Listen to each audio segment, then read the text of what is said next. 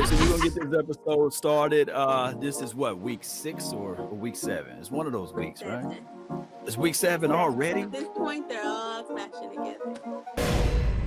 Coming off of a devastating loss, we thought for sure that at least the offense would do something, show up. We knew the defense was like historically bad. Nevertheless, we caught the L, right? Yes, big time. We caught a big L. Caught the big L. So, can you give the nation and everybody that's listening your recap of the game, the Dallas Cowboys versus the Arizona Cardinals? Yes. Okay, so for once, I was slightly proud of our defense. They haven't been, well, this game they didn't do as terrible as the other games. And I feel like for the first quarter, they really held it down. So it kind of like their defense and our defense was locking it down. Then Zeke came in with those 2 fumbles, and Arizona capitalized off of each of those and scored. And from there, it really seemed like the game went downhill. Dalton got some interceptions, and we just didn't get back on our feet. And it was interesting because I really thought I would see more from Hopkins because we saw, that long run from him, but he didn't do as much damage to us as I thought. But needless to say, I feel like our leaders didn't step up in the game. Well, that's one of the problems there. But when we look at everything, I'm so disrespectful. For those who watching for the first time, I have the wonderful guest, Candy. Goes by Candy's Locker Room. Got all of the joys and the sweets over there as it relates to the Cowboys content and beyond. And she just don't post only Cowboys content. Yes. She posts all of the NFL content, all of the 32 teams out there. And y'all, go check out Candy's Locker Room. Thank you. Gotta figure out how to start off a little bit better, Yeah, it's okay. It's okay. Sometimes the Cowboys can take us to that negative space like they did Sunday, but once we bring it back in and they bring it back in, then, maybe we could get some positivity at some point. Yeah. All right. So the positive out of this game, can you squeeze any out the past game before we start talking about the Washington team? Any positivity? We positively missed that Prescott. Right. Any positivity? For the first quarter. The first quarter kind of looked a little better. So that means that there is some hope there, meaning that there may be, the coaches are getting on them. Like we said last time, the coaches needed to get on them. So maybe, they fussed at them a little bit. That's the only silver lining in this that I can see, really. Yeah, the first quarter was 0-0, and we saw some 3 and outs, what have you. They kept Kyler Murray from throwing over 100 yards in the first quarter. And another thing was positive for the fact that we kind of saw. I'm trying to pull some positive out of this, but I can't. We saw some 3 and outs, basically. The one positive, we didn't let DeAndre Hopkins run all over us like we thought. That's kind of a positive. Right. He got 2 catches for whatever yards he caught, ran for. Did run all over us. Oh my goodness. I saw him. I'm like, oh my God. I didn't even know what to call his speed. He is just fast. I'm like, somebody just stop him, please. Don't let him go any further in the pocket. Just keep him there. He's more quick than fast, basically, Yeah. And I call him Emmitt Smith, but throwing the ball, because he knows how to get out of bounds. He knows how to slide. He don't take those big hits, and he's so tiny back there that he can figure out ways to keep himself upright and still damage us, with those 1 or 2 plays that can be a dagger, for a big play, a chunk play at that. So that's something that we can pull out of that particular situation. How do you feel about this? The players going to the media. I know that you probably heard that James Slater reported that a few players was talking about the coaches, speaking that the coaches not knowing what they're doing. The coaches are complicating this thing too much and these sorts of things. What are your thoughts about that? I'm a little bit, on the fence about it because I feel like even though they're players and they're on this platform, they're still human beings. They still have feelings and they should be able to express themselves. Yeah. But on the other side of that, locker room talk should be locker room talk. Something should stay within the organization. And they just got this coach. So They need to give him a bit more of a chance, unless going out in the media and saying things like that to the media is going to change anything. Then I would just leave it amongst the team. Right. True leaderships of the team would be a person that goes up to the person that whoever talking, whoever it may be, say, don't go to the media, the outside noise. Let's keep everything confined inside the house, right? Inside the house. Get out inside first, because I know, the season is going on. We're already on week 7, but this is a new coach. He still has to gel with the team. It's not like he's just been around and they moved him up to head coach. They still have to learn him. But, So you talking about elevation from within would have probably been a better situation because everybody knew what the coach was thinking, right? But when you bring in somebody new from the outside, you do have that room where you got to say, hey, it's growing pains. But we greedy, Candy. We greedy. We want to win now, right? That's how I get the aspect of it too, because they're probably frustrated. Finally got rid of Jason Garrett, that a lot of people thought was the problem, but now they have this new coach, and it's like, okay, what is the problem? Where does the blame go? But I think, like you said, you have to build from within.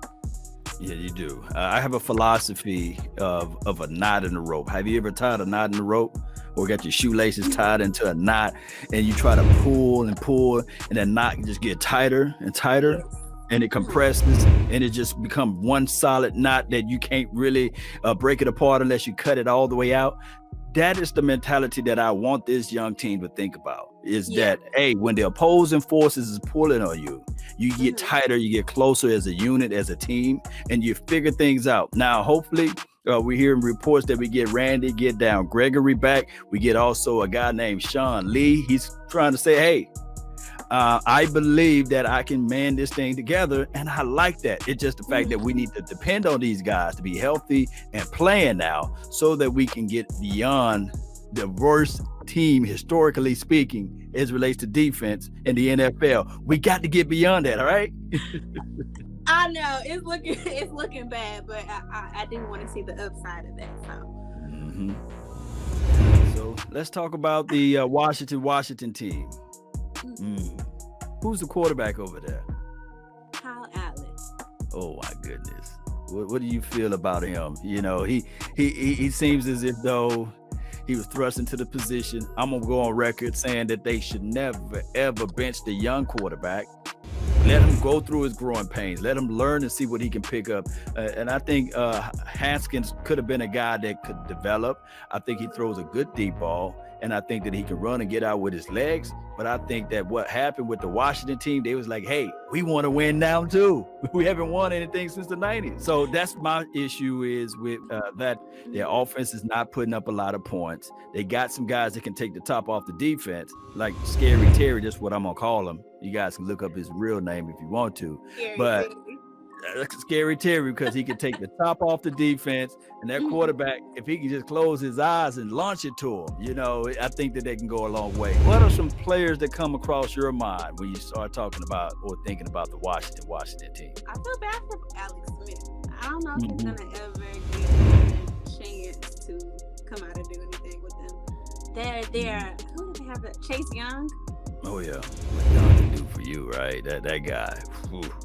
You're talking about a guy that we looking at our offensive line. We heard news that Brandon Knight, he got a surgery on his knee, so now they're going to bring in, I think Cam Irvin, he's going to bring him in, and Connor Williams, the Tyler Biadasz, and Zach Martin. They said that, okay, he's not going to be able to play this weekend due to concussion protocol. So now we got another Connor McGovern. And then we have, off the top of my head, Terrence Steele. Offensive line, man. Oh my goodness. When I think about our offensive line, it just be like, can we really get a true evaluation out of Andy Dalton due to this offensive line? What he's going to do with the weapons that we have? Oh my goodness. I hope so. It's so many factors that play into that.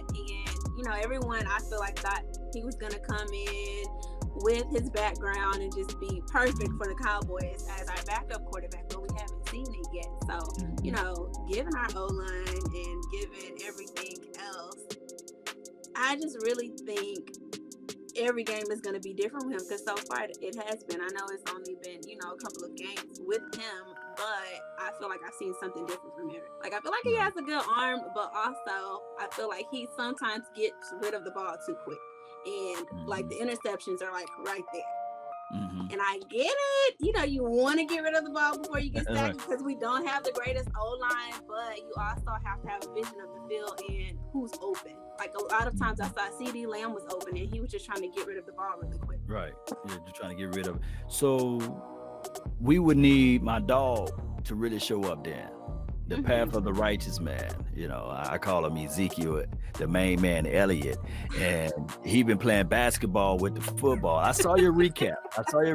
And you said when you're mad at him, you got to say his whole name. Ezekiel has to say his whole name. You say somebody's whole name when you're mad. Ezekiel Elliott. Ezekiel Elliott. Well, if he fumbled the ball this weekend, I'm gonna say Ezekiel Elijah Elliott, because that's his full name, and hopefully he will hold on to the ball the next week, because he better not fumble the ball this week. I hope not. I mean, I don't know if he needs some new gloves, Need some milk. but and I actually felt bad for him because he looked all sad. But I'm like, well, you gotta suck it up, because it's people out here looking to take your spot. Obviously, Pollard, like I said, he came in, was like, I'm ready to go. But then they put Zeke right back in, and I noticed he actually almost fumbled the ball again, but he caught himself. So he just really has to, I don't know what's going on with him. Even during the game, the commentators were saying, oh, you know, it seems like he's just in his own head with this fumble thing, because we have not had that a lot from him throughout his career at all. So I don't know what's going on with him. It's one of those things, Candy. So you think if Andy Dalton is going to have a good game, it's predicated upon what Ezekiel Elijah Elliott is going to do. And I could be wrong on this, but I'm gonna say it one more time. Hopefully Ezekiel Elliott can get his first 100 yards this weekend. Because that's what we're going to need, right? But, yeah, I think that he should, and I hope that we do better against this team, because given their record, I feel like that is somebody that we should beat. We still have really good receivers out there. If Zeke comes back, then our offense, I feel like, could be solid. If we see the true Andy Dalton that everyone says he is, then, you know, our offense will be solid. But again, we have to see that. We haven't been seeing all of the pieces of the puzzle. You know, Zeke is messing up, and then Dalton, we're uncertain of. Our receivers are just there. I feel like kind of waiting for the action to pop off. So we need to use them before we lose them. Yeah. So I see you got number 88 on your jersey there. Yes. One of the greatest numbers of all time for any Cowboy players to recognize. Do you think that CD Lamb can have a big explosive game this weekend? If Andy can get the ball to him, yes. Okay, yeah. I really do, especially like I said, against this team. They're 1-5.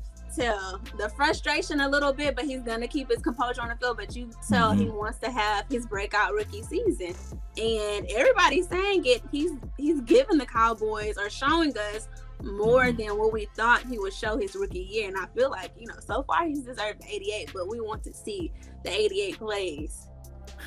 Right, you're right. Those crucial catches, and he kind of disappeared last week due to the fact that Andy Dalton couldn't get the ball out to him quick enough, or you know, in a pinch.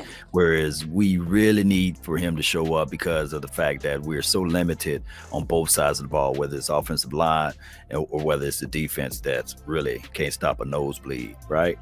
So, and the final conversations right here. So we pretty much already did our keys to the game, kind of like, you know, freestylish, right? But if there's any point that you want to pull out right now, point out, let me know. What would be the key to the game? The key to winning, the key, well, I guess keys to the victory, right? putting all of the pieces together. Defense do what they did this last game, but a little bit better. Andy Dalton, no interceptions. Zeke meditate or something before the game, get his head into the game, and play like the Zeke that we know, the Zeke that sets records. And like I said, our receivers are already there. I feel like everybody else is kind of set up. If we come and show our full potential, I feel like it could be, a really good game for the Cowboys, a good showcase. Good showcasing. And on another note, what is your prediction for the game? Because I'm going to predict 28, 20, 26. Cowboys win. Final field goal from Greg the Leg. That close heart attack type of game. Cardiac Cowboys. Right at the end of the moments, the final seconds, Greg the Leg kicks the field goal, and we win. That's beautiful. That's almost like the end of the Cowboy story. Okay, I like that. I think, of course, I'm going to go for the Cowboys. You know what? I can't give us too much credit and too many points this soon. So I'm going to go right within that same range and say, I don't want to give them 20-something points. I'm going to say 14 to 21-ish. But then we won't. I hope we don't miss any field goals. I'm going to say 14 to 21. Oh, wow. There you have it. 14 to 21 Cowboys, right? Yes, of course. Yes, let's go with it. Cowboys. Always the Cowboys. Let's go, Cowboy Nation. That's all our beautiful time right now. Speaking of that, Candy, can you tell everybody where they can find you, follow you, and support your channel and where you're going and these sorts? Yeah. Okay. You can follow my Instagram, Candy's Locker Room, CandySLOCKERROOM, Candy's Locker Room, and also my YouTube channel. Subscribe to that and subscribe to my YouTube channel. It's Candy's Locker Room as well. Please, everybody, go follow and support Candy's Locker Room, man. Great content. Like I said in the beginning, not just Cowboys, but a plethora of all NFL sports content. And let's continue to grind. Let's continue to grow, Cowboy Nation. Don't forget to hit that like button. Share this content. Let that friend, neighbor, foe know where to go when they want to tune in to Cowboy Sports Talk and Beyond. And remember, you're listening to nothing but the best. Let's go. Salute.